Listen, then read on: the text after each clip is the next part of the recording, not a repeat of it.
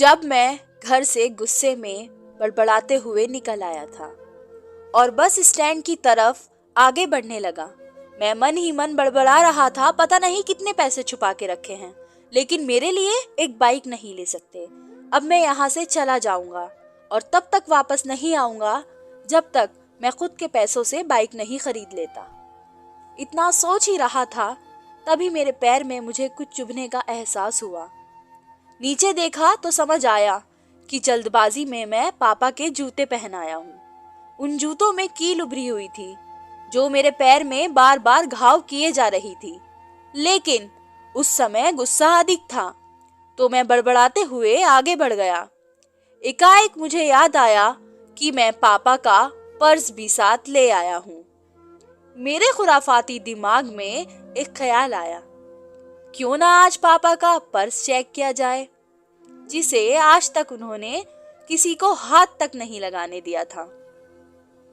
पता नहीं कौन सा खजाना छुपा है इस पर्स में जो किसी को हाथ नहीं लगाने देते थे।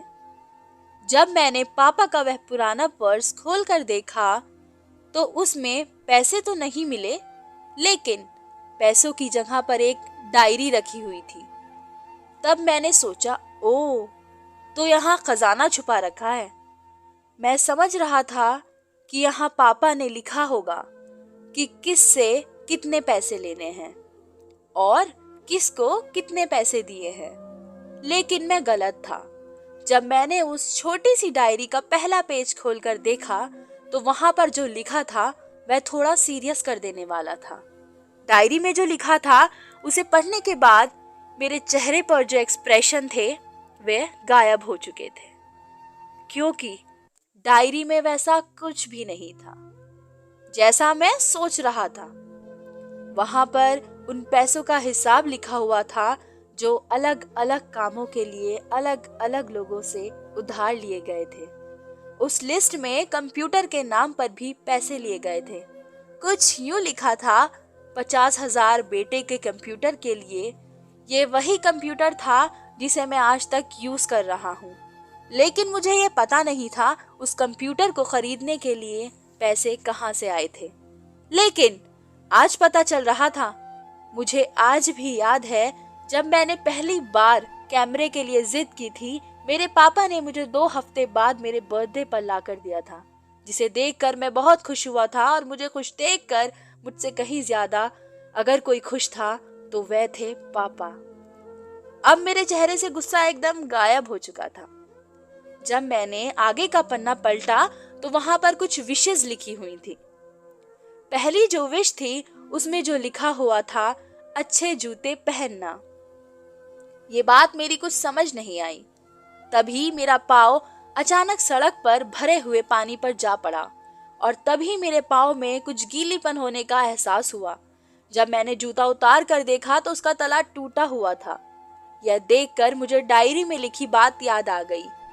तभी मुझे माँ पापा की कही बातें भी याद आ रही थी कि कैसे माँ जब कहा करती थी पापा से, अब तो जूते पुराने हो गए हैं, नए ले लीजिए, तो पापा अक्सर ये कहकर टाल दिया करते थे, जूते अभी और चलेंगे, अभी कुछ दिन पहले तो लिए थे।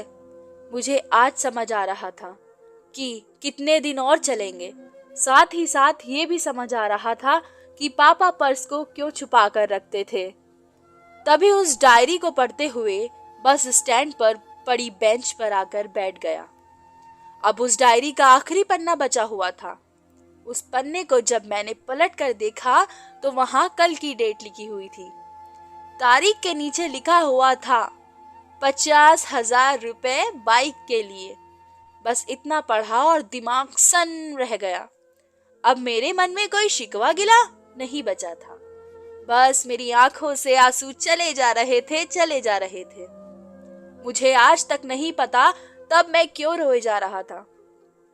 अब मैं जल्दी से घर की तरफ भागा, लेकिन जूतों की वह कील पाँव में अब तक घाव बनाने में कामयाब हो चुकी थी।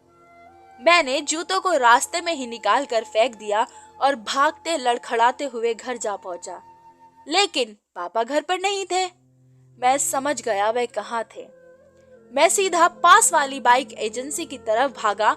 पता नहीं आज कहाँ से इतनी ताकत आ गई थी कि मैं भागते हुए थक ही नहीं रहा था। और वह भी बिना जूतों के नंगे पैर। जैसे तैसे मैं बाइक एजेंसी पर पहुंचा। पापा वही थे। मैंने पापा को दौड़कर गले लगा लिया और मेरी आंखों से आंसू रुकने का नाम ही नहीं ले रहे थे। पापा को समझ नहीं पा रहे थे आखिर ये हो क्या रहा है, मैं क्यों रो रहा हूँ। मैंने पापा से कहा, पापा मुझे मोटरसाइकिल नहीं चाहिए, आप अपने लिए जूते ले लीजिए। अब आज से मैं जो भी करूँगा अपनी मेहनत से अपने बलबूते पर पढ़कर करूँगा। दोस्तों, बस इतनी सी थी ये कहानी। मैं आज आपसे ही कहना चाहूँगी, ठीक ऐसे ही होते हैं हमारे पिता। हम अक्सर देखते हैं कि हम अपनी माँ से हर बात शेयर करते हैं और माँ भी इसके बदले में हमें बहुत प्यार देती है। लेकिन एक शख्स ऐसा भी होता है जो हमें छुपकर प्यार करता है, वह होते हैं हमारे पिता। यह परिवार में एकमात्र ऐसा व्यक्ति होता है जो अपने बच्चों से उन्हें बिना जताए छिपकर प्यार करता है, खुद की इच्छाओं को मारकर बच्चों के लिए सपने देखता है और उनकी खुशी में ही खुश हो जाता है। मुझे नहीं पता कि आप अपने पेरेंट्स की इज्जत करते हो या नहीं, लेकिन अगर आपके पास पेरेंट्स है तो आप बहुत खुशनसीब हो, क्योंकि इस दुनिया में बहुत से लोगों को तो पेरेंट्स का प्यार भी नसीब नहीं होता। अंत में मैं यही कहना चाहूँगी कि माँ बाप की भावनाओं का सम्मान करें।